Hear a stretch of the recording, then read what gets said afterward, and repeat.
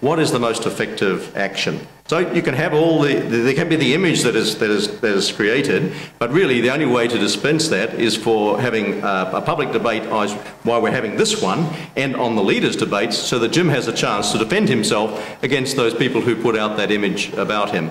But he's actually been in the forefront as the Minister of Climate Change. All right, thank you. I'd like to move on to topic 4, law and order. This is always a big one at election time. And both parties and all the parties stand up and say enough is enough. You, Rodney Hide, we'll start with you, because zero tolerance on crime. I don't even understand what that means.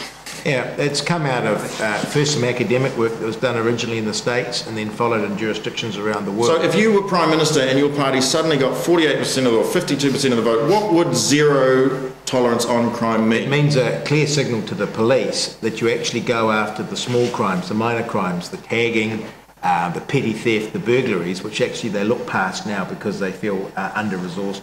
And the reason that you go after that is that you want to actually pick up those young ones and show them that crime doesn't pay. So that's point one. So when you pick them up, what are you going to do to them? Oh, well, actually, you put them in a military-style camp and actually get them out of their environment and actually say, here is a price and to you committing a crime, so they don't go on to bigger crime. It's worked around the world. So how much does it cost? It sounds pretty expensive. You're going to have to raise taxes. It is expensive. We've set aside in our budgets $1 billion a year, which is a lot of money. But think of it like this. It's the '1 responsibility of a government to keep people and their property safe, and we're failing to do that. So military training type schemes. It disadvantages low-income people the most because they're the ones that suffer the effects of crime. I think we all understand that. But with the boot-style camps, the military boot-style camps, a similar thing that National's proposing, is that just for young criminals? I think you want to keep the young ones away from the hardened criminals. I think there's a point that people say that if you put these young ones and you stick them in Mount Eden, you're only going to make the situation worse. But you want to get them out of their environment and show them that there's another way, and I think we can. Have you been hijacked by the sensible sentencing policy?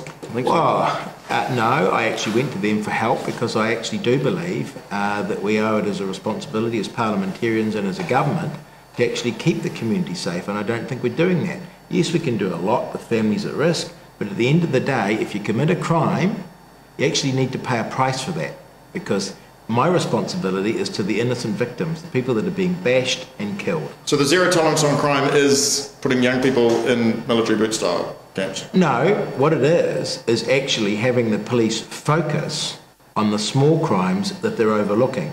The second thing that we need to do is actually have a 3 strikes and you're out policy.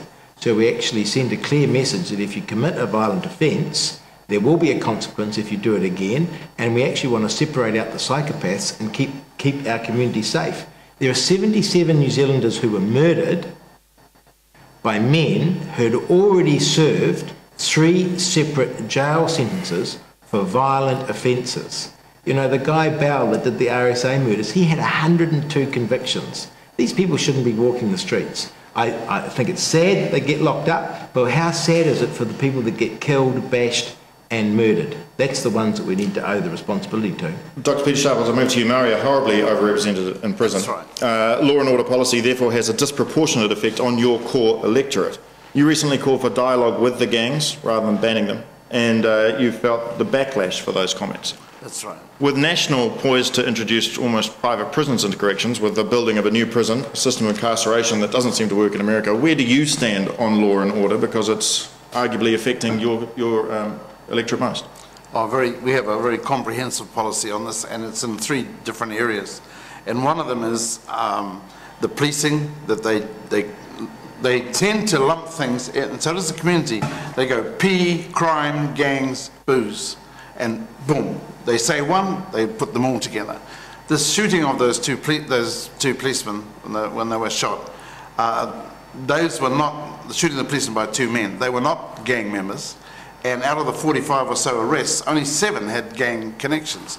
People have got to realise P is such a lucrative cash cow for people that it's not just gangs, it's a whole lot of New Zealanders, and we've got to really hone in on P. Secondly, I think, is the prison system. We have no rehabilitation programs in there. We put people in there for 7 years, they rape, out they come, and we think they're healed. They're not healed. And that's why we've got to change our prison system you know, instead of paying so many jailers, put in the educators, the healers, and people who will put these people, rehabilitate them, put them on a career line. It can happen. You can't believe that everyone goes to prison, 8,000 or 9,000 of them are all bad and can't reform. They can, but they need the help. And the third part is community development. A lot of these areas where the young criminals are happening, they are so poor that they'll go and steal, and they'll say this to you, nah, the only way we can get that is crime, man. The only way we can get that is to steal it. And this is how they talk. Now, it doesn't matter what you and I think about that. That's what they think is their lot. Now, we've got to get rid of that by redeveloping our communities. So it just worries me when you, Russell, when you say you're going to develop new housing areas and communities. Let's not repeat some of the communities we've developed where people drive in, teach, drive out. Drive in, sell their wares, drive out. And the community's left without a soul, without a spirit for owning themselves. And that's what we've got to get back to. So those three areas need to be One of the problems with rehabilitation in prison, though, is it's expensive. It isn't expensive because we spend so much money on jailers. What you do is you take people and you test them, and they've got to go through do community service from in prison. They've got to learn this and that, to read and so and so, and they've got to earn their right to go into the rehabilitation program. And that way you'll get, and rules like non-violence, or you're back into the other prison, you set them up with the other prison as the big stick, if you like, as the thing that they don't want to get out of, and then they work. Do you think, Peter, the private management of the Auckland Remand Prison did a good job? The private, it did do a good job. Because I was totally involved in that prison, I watched the rates of reoffending go down. I watched the staff and their governance of them well handled. I was quite involved in that. It was a very good It showed prison. you what was possible, too. It did. That's a false image. Matt Robson, let's move on to you. The Progressives did actually look into a more restorative justice and rehabilitation process, but the issue of crime and punishment can be whipped up so easily to some sort of death penalty frenzy that any progressive movement to treat crime is shut down. Wall-mounted TVs and underfloor heating, they become the issues that people look at, and everybody thinks that we're mollycoddling. Shouldn't the Progressives, how can you deal with this?